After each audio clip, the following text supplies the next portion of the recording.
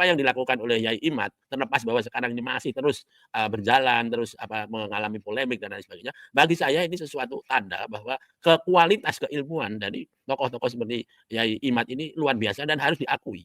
Langkah yang selanjutnya adalah bagaimana agar supaya ilmu yang dikembangkan oleh Yai Imad termasuk konklusi-konklusi sementaranya ini juga dikenal di dunia dan ini bukan nggak cukup kalau hanya dengan menggunakan bahasa Arab karena saya yakin Yai Imad itu bukunya yang bahasa Arab banyak sekali. Nah, bagaimana dia itu juga ditulis di dalam bahasa Inggris. Kalau itu ditulis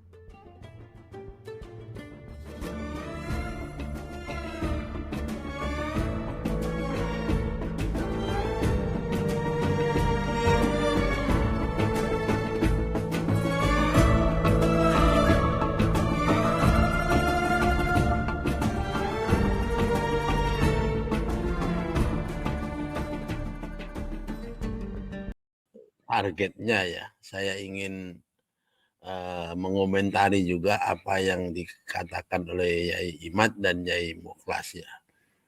Pertama-tama tentu saya bukan ahlinya di dalam soal perhabiban atau keilmuan yang terkait dengan nasab ini. Nah, makanya saya sejak awal sangat berhati-hati untuk tidak ikut campur di dalam wacana masalah ini baik di podcast maupun di WA, WAG ya karena ini persoalan yang tidak sederhana dan melibatkan banyak aspek dimensi, sementara saya ini cuma seorang pengamat politik biasa saja, walaupun ya dianggap ngertilah sedikit-sedikit tentang NU dan dunia ke-NU-an begitu. Oleh karenanya kalau toh saya nanti keperucut mengomentari soal perhabiban ini saya mohon maaf dan tentu gak usah dipedulikan aja karena memang saya bukan ahlinya. Yang ingin saya kemukakan di sini sebetulnya sangat umum ya yang terkait dengan statement Yai Imad dan Yai Mukhlas yaitu di dalam filsafat ilmu pengetahuan yang terkait dengan politik seperti yang ditanyakan Mas Yusuf itu contemporary politik contemporary philosophy atau filsafat kontemporer itu ada yang mengatakan diringkas bahwa power itu slash atau garis miringnya adalah knowledge. Jadi keterkaitan atau ya kesambungan, sinambung antara power dan knowledge itu memang sudah sedemikian rupa, hampir tidak bisa dipisahkan bahwa di mana ada power itu mesti membutuhkan knowledge dan di mana ada knowledge itu biasanya akan kemudian terkait dengan masalah power. Oleh sebab itu berusaha untuk memisahkan ini secara kesengajaan maupun ketidaksengajaan antara ilmu pengetahuan dan power itu adalah semacam kesia-siaan juga. Yang lebih baik adalah diakui bahwa memang pengkajian-pengkajian keilmuan itu pada akhirnya tidak mungkin menghindarkan diri dari kemungkinan ada manipulasi termasuk manipulasi oleh penguasa. Karena memang kekuasaan itu sangat memerlukan knowledge dan knowledge juga pada akhirnya akan merasa hebat, merasa powerful, merasa hegemonik apabila dia juga didukung oleh power. Seperti yang tadi diceritakan oleh Yai Imad sendiri bagaimana misalnya orientalisme yang dibawa oleh para ahli Islam dari Belanda itu pada akhirnya di Indonesia juga merupakan satu rezim of truth atau rezim kebenaran seolah-olah pengetahuan keislaman yang mereka bawa itu memang yang representatif untuk menjelaskan untuk memberikan pemahaman mengenai apa yang terjadi di kalangan umat Islam, kultur Islam, perilaku orang-orang Islam yang pada intinya kemudian adalah dipergunakan di dalam rangka untuk menundukkan dan mengontrol umat Islam yang notabene adalah masyarakat terjajah.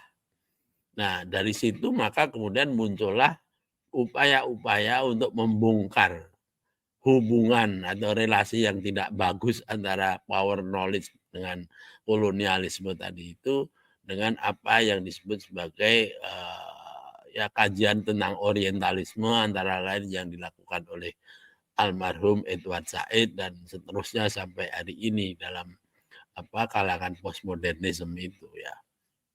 Nah, oleh sebab itu, mau diakui atau tidak, disengaja atau tidak oleh Yai Iman dan para pendukungnya maupun oleh lawan-lawannya, tidak bisa dihindari bahwa pada akhirnya nanti akan ada semacam colluding proses atau proses bertabrakan antara upaya untuk menjelaskan lewat ilmu dengan kepentingan atau interest dari power. Nah, di sini maka yang diperlukan tentu adalah kebijaksanaan. Karena ngomong mengenai satu tema misalnya habaib ya, tentang habaib Ba'alawi atau yang tidak, itu tidak hanya berhenti pada kajian tentang Ba'alawi itu sendiri atau habaib itu sendiri, tetapi dia tentu akan merembet kepada ya persoalan-persoalan lain, misalnya institusi seperti ormas, seperti komunitas habaib, seperti komunitas para santri, para pesantren, kemudian sampai pada misalnya organisasi massa seperti Nahdlatul Ulama. Nah, kebetulan organisasi yang besar seperti Nahdlatul Ulama itu juga didirikan dan diperkuat dengan apa yang disebut sebagai subkultur. Subkulturnya NU itu misalnya adalah terkait dengan bagaimana mereka atau kultur NU itu melihat dan memberikan respek kepada apa yang disebut sebagai fenomena habaib, sebagai mungkin awalnya adalah apa yang disebut sebagai keluarga Rasulullah ya, ya keluarga Rasul yang tapi kemudian merembet kepada mereka yang dianggap sebagai dzurriyyah. Nah, kemudian dzurriyyah ini bermacam-macam sampai sekarang ini ada yang habaib dan ada yang syarif dan lain sebagainya. Tetapi bahwa di NU sendiri itu ada tradisi yang sudah beratus-ratus tahun kemudian dilanjutkan oleh NU untuk memberikan respectability kepada para dzurriyyah Rasulullah itu suatu hal yang real. Dan ini semua tidak mungkin kemudian hanya difalsifikasikan oleh satu penelitian yang bersifat positivistik. Karena apa? Karena tradisi seperti ini itu bukan hanya bisa dipahami atau dieksaminasi atau diteliti dengan penjelasan-penjelasan yang positivistik. Seperti keilmuan-keilmuan yang dipakai oleh Yai Imad dan kawan-kawan. Tetapi juga ini kultur ini mengandung apa yang disebut di dalam fenomenologi sebagai consciousness atau kesadaran dari mereka yang memakainya. Dan bagi mereka tadi seperti Yai Mukhlas mengatakan tidak penting apa benar apa tidak benar itu menjadi tidak penting. Ya, disinilah kemudian ada kadang-kadang kreativitas-kreativitas yang oleh orang-orang sekarang itu diragukan. Misalnya saja kasus-kasus yang dianggap sebagai pembegalan makam dan lain sebagainya ini. Nah, saya pernah menjelaskan dalam satu tulisan saya mengenai bagaimana Almarhum Gus Dur itu termasuk orang atau tokoh yang mempunyai kemampuan untuk melakukan semacam arkeologi terhadap para wali itu yang sudah tidak dikenal. Kemudian muncul karena Gus Dur kemudian mampu menjelaskan melalui cerita-cerita atau tradisi lisan. Yang kalau dipakai dengan ilmunya Yai Imad itu mungkin diketawain itu. Karena akan sulit untuk menjelaskan dari mana Almarhum Gus Dur bisa mentris orang ini sebagai wali dan kemudian keturunannya si A, si B. Tapi persoalannya saya kira itu bukan di situ. Persoalan yang dilakukan oleh Gus Dur dan para tokoh-tokoh alim ulama itu adalah bagaimana masyarakat yang daripada dia mempercayai satu orang-orang yang dianggap suci itu kemudian melakukan hal-hal yang berada di luar tradisi NU, kemudian menjadikan itu sebagai sumber sebagai pemersatu di kampung itu. Nah, sehingga tidak penting lagi apakah truth yang diumumkan oleh almarhum Gus Dur tentang si wali ini adalah truth dengan T besar, ya, dan kapital T ya, atau ini yang penting adalah fungsionalisasi dari penjelasan arkeologis tadi agar supaya masyarakat bisa menyatu dan tidak ada lagi satu upaya untuk ya saling mengklaim. Nah, oleh karena itu mestinya kita ini hati-hati, makanya saya setuju bahwa apa yang dilakukan oleh Yai Imad ini kalau hanya dilihat dari segi apa namanya kepentingan sains, kepentingan upaya untuk mencari truth itu luar biasa. Saya sangat mengagumi bahwa pada akhirnya para ilmuwan muslim di Indonesia itu mampu juga untuk menerobos batas-batas yang biasanya hanya diklaim oleh orang-orang Timur Tengah atau orang-orang Asia Barat. Apa yang dilakukan oleh Yai Imad, terlepas bahwa sekarang ini masih terus berjalan, terus mengalami polemik dan lain sebagainya, bagi saya ini sesuatu tanda bahwa kualitas keilmuan dari tokoh-tokoh seperti Yai Imad ini luar biasa dan harus diakui. Langkah yang selanjutnya adalah bagaimana agar supaya ilmu yang dikembangkan oleh Yai Imad termasuk konklusi-konklusi sementaranya ini juga dikenal di dunia dan ini bukan nggak cukup kalau hanya dengan menggunakan bahasa Arab karena saya yakin Yai Imad itu bukunya yang bahasa Arab banyak sekali. Nah, bagaimana dia itu juga ditulis di dalam bahasa Inggris. Kalau itu ditulis dalam bahasa Inggris nanti in no time biasanya akan kemudian tersebar dalam bahasa-bahasa yang lain. Sehingga kita tidak hanya mengenal tokoh-tokoh seperti siapa misalnya siapa tokoh yang pemikir dari Iran itu ya, kemudian yang dari India misalnya Iqbal dan lain sebagainya itu ya. Tetapi mungkin dan insya Allah pemikiran dari generasi Yai Imad ini juga akan bisa seperti itu. Namun ya catatan saya adalah agar supaya Yai Imad ya karena keadrengan apa ya bahasa Indonesia keadrengan itu karena greget beliau yang sangat besar, ghiroh yang sangat besar ini jangan sampai melupakan bahwa ada dimensi-dimensi selain keilmuan pure tadi itu yang selalu menyertai yaitu power tadi itu. Nah, sehingga kemudian ketika dijelaskan kepada publik, apabila kemudian tidak pas di dalam penyampaian sehingga diberikan kepada orang-orang yang memang pada hakikatnya tidak senang pada kajian keilmuan yang dicari hanya dimensi politiknya dan lain sebagainya itu, maka yang terjadi adalah polemik. Jadi yang saya khawatirkan adalah kalau polemik itu kemudian tidak terkendali, saya khawatir ini mengganggu greget dari Yai Imad dan kawan-kawan untuk terus menjadi pionir dan penerus pengkajian ilmiah yang luar biasa ini.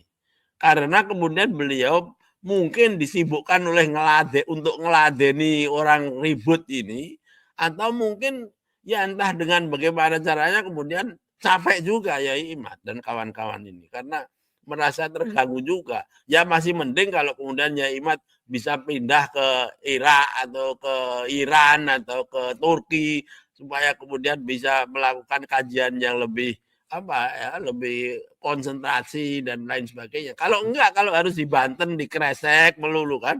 Sementara yang mengganggu tadi itu makin lama makin banyak, bukan makin sedikit. Nah, ini akan menjadi gangguan padahal yang saya sebut sebagai proyek besar atau grand project dari Yai Imad dan lain-lain itu menurut saya ini harus diakui sebagai kemajuan yang luar biasa. Nah, itu satu ya.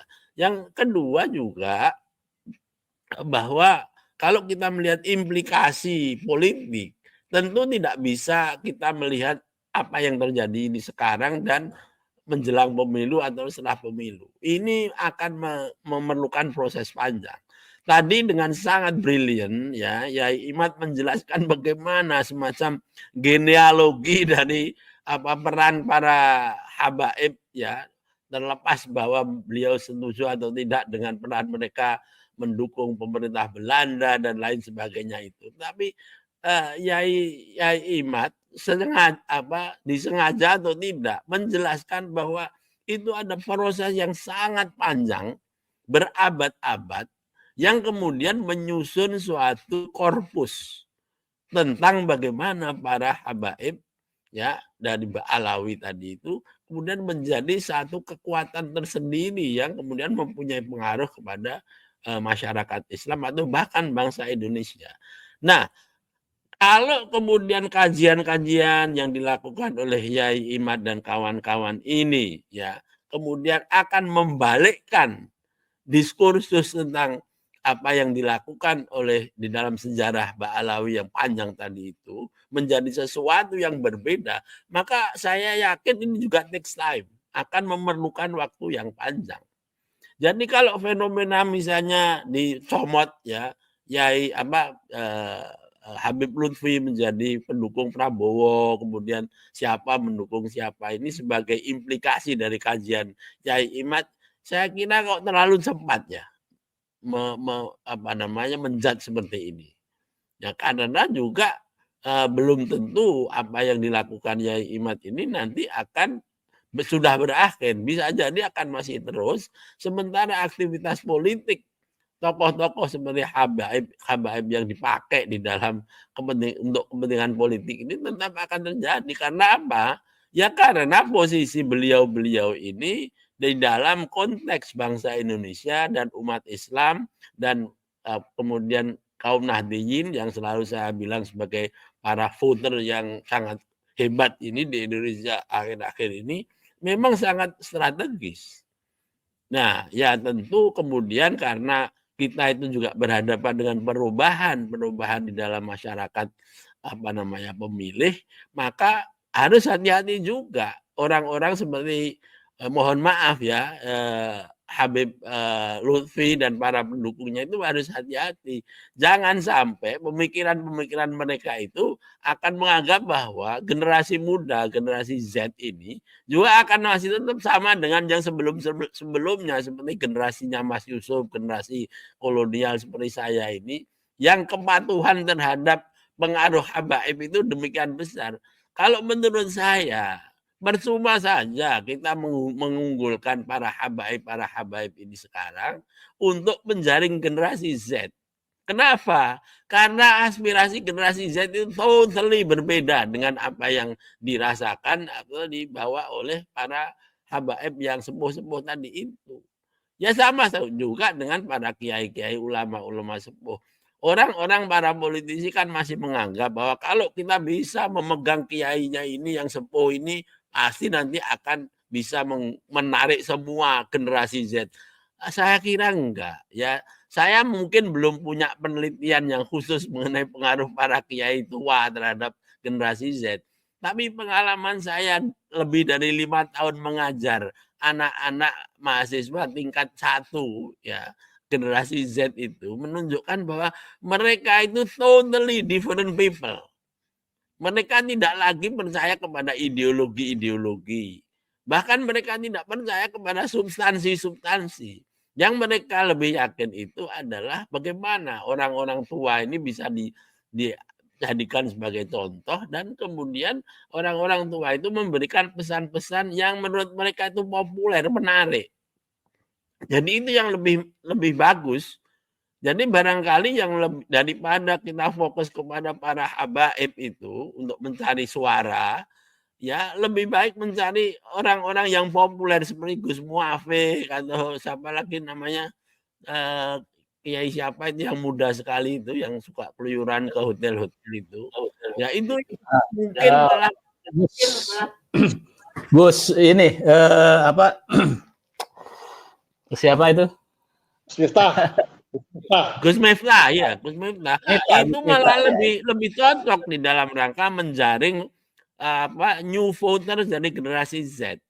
Tapi kalau yang sepuh-sepuh ya agak susah. Apalagi kalau ya kita mau mengerahkan vote getter dari jenis Kiai Imad yang omongannya atau pembicaraannya sangat sulit dimengerti oleh generasi Z. Itu kalau Yai Imad kampanye untuk orang seperti saya ya saya sangat percaya.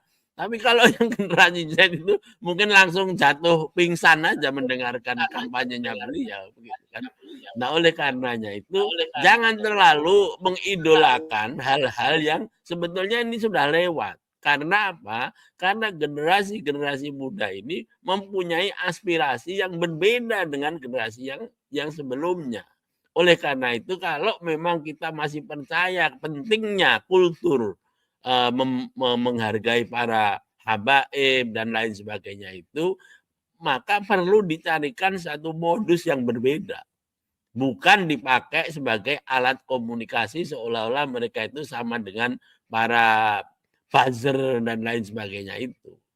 Jadi saya berani bukan taruhan ya, tapi melihat bahwa kegunaan seperti Habib Lutfi ya untuk menjadi payungnya Pak Prabowo untuk kampanye itu ya cuma sejenis bagaimana mengidolakan orang-orang seperti beliau, tapi secara efektivitas di lapangan saya kok agak ragu, nggak tahu Pak Mukhlas atau Yai Imad. Tapi kalau saya kok ya agak ragu lah. Saya lebih suka tadi itu Gus Muafik atau Gus Miftah tadi atau yang selanjutnya seperti Gus Bahak bahkan ya, yang bahasanya itu sangat dimengerti dan diapresiasi oleh generasi Gen Z daripada mereka yang sepuh-sepuh tapi terkenal dan sangat diinikan ya. Jadi oleh karenanya tesis saya adalah bahwa pengaruh para habaib itu di dalam menjadi vote getters untuk pemilu 2024 itu jangan terlalu overestimated.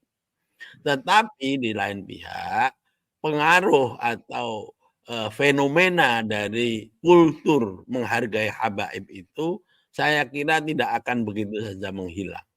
Yang perlu dilakukan adalah upaya-upaya dari para ilmuwan yang hebat seperti Yai Imad ini untuk mendudukkan perkara dengan yang lebih baik, menjelaskan sebetulnya yang benar itu yang bagaimana, yang secara ilmiah bisa dipertanggungjawabkan secara epistemologi dan paradigma modern keilmuan itu yang kayak gimana. Tanpa ada keinginan untuk kemudian mengklaim truth.